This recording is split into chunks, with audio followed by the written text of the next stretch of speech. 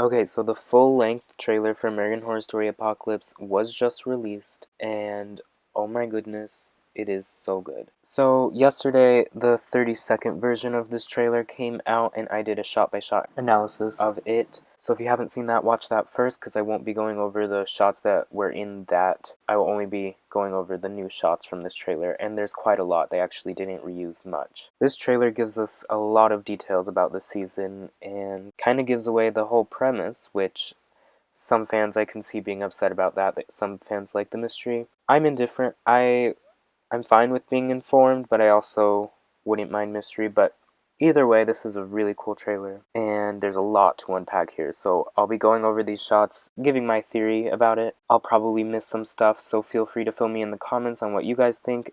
Anyway, let's just get started with the first new shot of the trailer. So this is very similar to a shot used in yesterday's trailer, except for now there's a man walking through this beach with all these cars and destroyed helicopters and all that. But one thing I would like you to notice is that yesterday in the shot there were houses on those hills and full trees, and I kind of criticized that because I'm like, how is this apocalypse destroying all these cars and not those houses? But it seems that I was right, that they just didn't finish the visual effects on this shot, because now there's no houses on that hill and the trees are all dead. So yeah, there's a man walking. It's hard to tell who he is. I don't think he's one of the main cast members. I can't recognize the back of his head. I guess he very well could be, but not much to unpack here. Next shot is a corpse in a car after the nuclear explosion. Now this just goes to show how nobody on the ground should be able to survive, and it seems that our main characters were in the air, and that is how they survived, because this is very devastating, it looks like.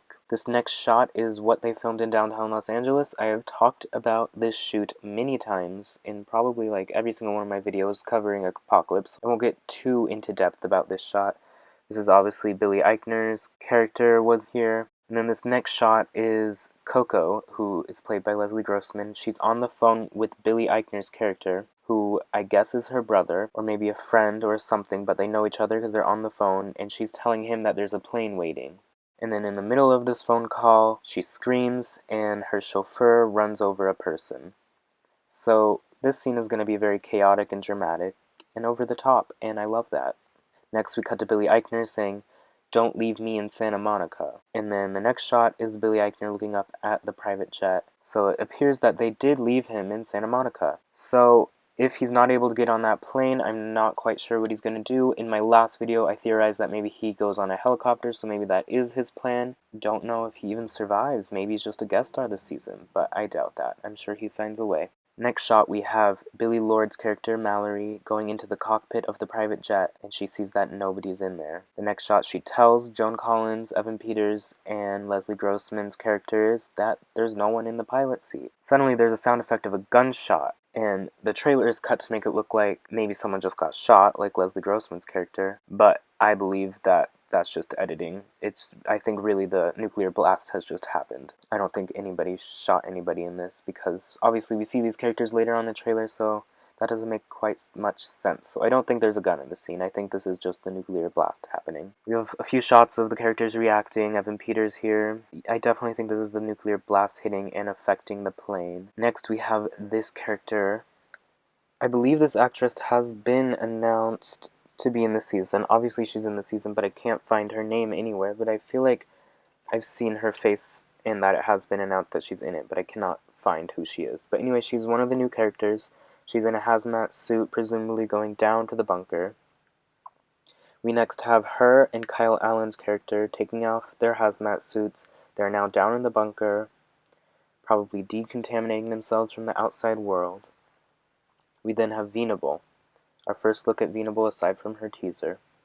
Venable says, "Welcome to Outpost 3, which is probably the main location for this season. This is what she's calling the bunker, is Outpost 3. She then walks around with a cane and she says, "You may never leave the house due to the radiation of the above-ground world." So this is kind of giving me 10 Cloverfield Lane vibes with the "it's too dangerous to leave" villain, when in reality maybe it's not that dangerous, because in 10 Cloverfield Lane the apocalypse happens and our main characters are led to believe that it's dangerous up there and that you will die if you step out.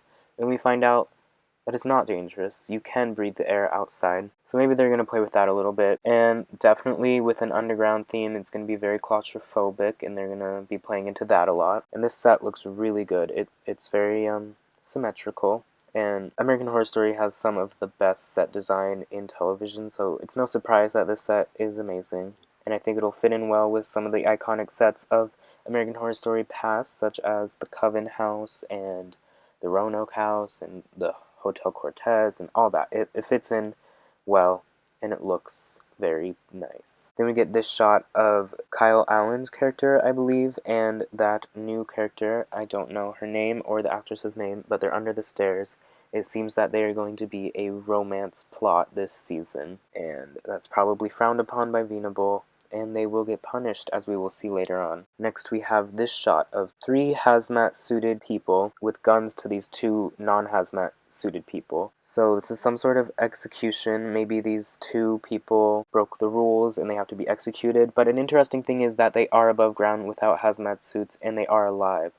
So maybe they are really going with that 10 Cloverfield Lane theme of the villain is lying to everybody, saying that it's unsafe up there, when really it may be perfectly fine. Venable is definitely running this dictatorship of a bunker. Next we see Evan Peters' character has joined the rest of the group in the bunker, and so has Leslie Grossman and Joan Collins, and they're all dressed to the nines. They are like the elite of this bunker with Venable. I don't know if they're on her side or if they're just maybe influential. Like I said, I think they are some sort of celebrity. So maybe they are just in the higher ranks of the bunker. Maybe they're dealing with that type of thing. Then we have Venable also dressed in this like Victorian outfit. Then we get the first look at Kathy Bates' character. She's dressed in all black with black lipstick, black hair, black eyebrows, very dark. She's holding a whip, and in the next shot we see that she is whipping Evan Peters' character. So this is some sort of punishment. Evan Peters obviously has done something against Venable's rules, and Venable is standing right there in front of him and commanding Kathy Bates to punish him. So it seems that Kathy Bates will be Venable's like right-hand man of sorts. Then the next shot we see Kyle Allen's character also being punished in a similar fashion, although as we see in the next shot, it looks like this might be the end of Kyle Allen's character, because it does appear that this person has just snapped his neck. So maybe we won't be seeing too much of Kyle Allen this season. Next we have Venable, and it appears that she slaps Leslie Grossman's character, Coco, in the face at this dinner table type setting. There's going to be a lot of punishment this season if you don't adhere to Venable's rules. But we see that maybe these are the elite members of the bunker. We got Coco, we got Evan Peters' character. We have our first look at Jeffrey Boyer Chapman. He is in the red suit next to Evan Peters' character. And then we have Joan Collins and our first look at Adina Porter this season. Interesting to note is I haven't seen Billy Eichner in any of the bunker shots, so maybe he did get left behind on Earth. And then also in the background we have these 3 people. They're probably the working class of this bunker, so Venable is forming this kind of class system under this bunker. So next shot we have Joan Collins looking shocked that Venable has just slapped Coco. Next shot we have our 3 witches. We have Madison Montgomery, Cordelia Good, and Myrtle Snow. They appear to have just entered the bunker. Maybe they are here to get things right and stop this dictatorship from happening and tell these people that maybe it is safe above ground and try to take Venable out of power, hopefully. Maybe that's their motive, or maybe they too are influenced by Venable and believe that she is telling the truth. Who knows? This next shot we have these 3 characters. It's hard to tell, but I think it's kind of looks like Leslie Grossman, Billy Lord, and Adina Porter, but I could be wrong. And then we have the 3 witches, Cordelia, Madison, and Myrtle. They are doing some sort of spell on them. Maybe they're trying to resurrect them, maybe these characters have died, or maybe they are just putting some sort of spell on them. Who knows what's going on in this scene. But next we have a shot of Madison Montgomery looking shocked. There's a lot of shocked reactions in this trailer. And we have Cordelia Good in the background. They are under the bunker. This next shot we have the Rubber Man from Season 1 Murder House, and I will have to take back what I said in my previous video, because I thought that maybe the Rubber Man wouldn't really be in this season, that they were just using this shot to kind of get the fans excited about the Murder House connections. But no, it appears that the Rubber Man will be in this season, as the next scene we have him creeping over these 2 characters. I believe It kind of looks like Kyle Allen and that other woman that I can't remember her name. So it seems that among these dictators and these witches, there will also be the Rubber Man in this bunker. So it's a lot of things to watch out for. I would not like to be in this bunker. Next shot, we have more of the hazmat suit people with guns above ground, and then we move on to another shot of the Rubber Man confronting Evan Peters' character. It seems that the Rubber Man then like assaults Evan Peters, like chokes him or something. Something interesting going on. And then we get a shot of Joan Collins looking shocked. Maybe she's hiding in this room because they are grandson and grandmother, and so maybe she's hiding from the Rubber Man, and she sees that maybe the Rubber Man has just done something to Evan Peters' character, her grandson. This next shot, we have Evan Peters covered in blood. He's either just murdered someone or just witnessed someone get murdered, and who knows, but there's definitely some drama going down. Next, we have zombies in the American Horror Story universe.